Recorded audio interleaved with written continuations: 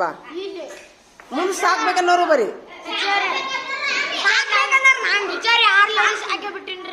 ಸಾಕಿ ಬಿಟ್ಟಿಯಾ? ಯಾಕೋ ಯಾಕ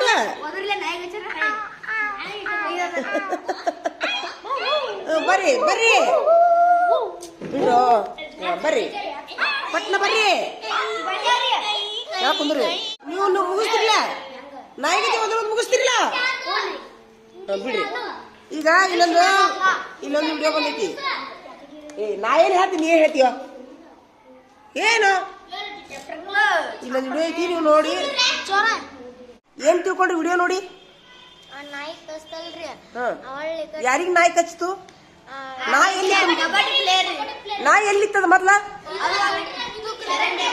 ಚರಂಡ್ಯಾಗ ಬಿದ್ದಿತ್ತು. ಇವ ಏನ್ ಮಾಡಿದ? ಕಡ್ದು ಬಿಡ್ತು. ಕಡ್ದ ಮೇಲೆ ಏನ್ ಮಾಡಿದ್ನವ? ಕೈ ತಕ್ಕೊಂಡ ಕೈ ಬಿಟ್ಬಿಟ್ಟ, ಏನು ಮಾಡಿಲ್ಲ.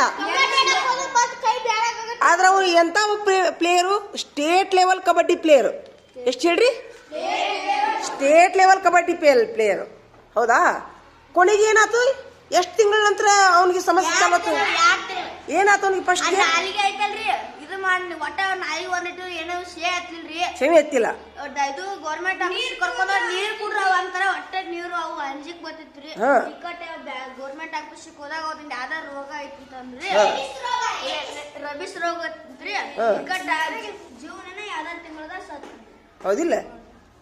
ಹಂಗಾರೆ ಏನ್ ತಪ್ಪಾತವನಿಂದ? ರೇಬಿಸ್ ಇಂಜೆಕ್ಷನ್ ಮಾಡಿಸ್ಕೊಂಡಿಲ್ಲ ನೋಡಿ. ಏನ್ ಮಾಡ್ತಿ ಅಲ್ಲ?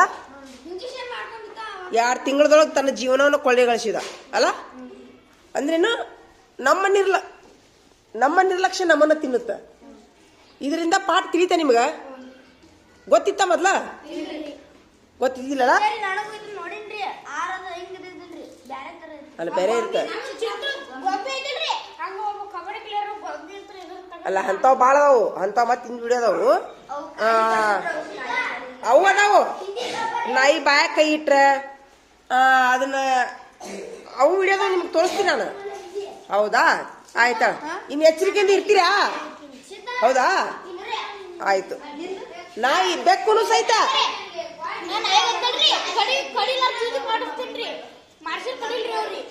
ಹಂಗ್ ಮಾಡ್ರಿ ಅಲ್ಲ? ನಮ್ಮ ನಾಯಿ ಕಡಿದಿಲ್ಲ. ಆಯ್ತು ಕುಂದ್ರಿ.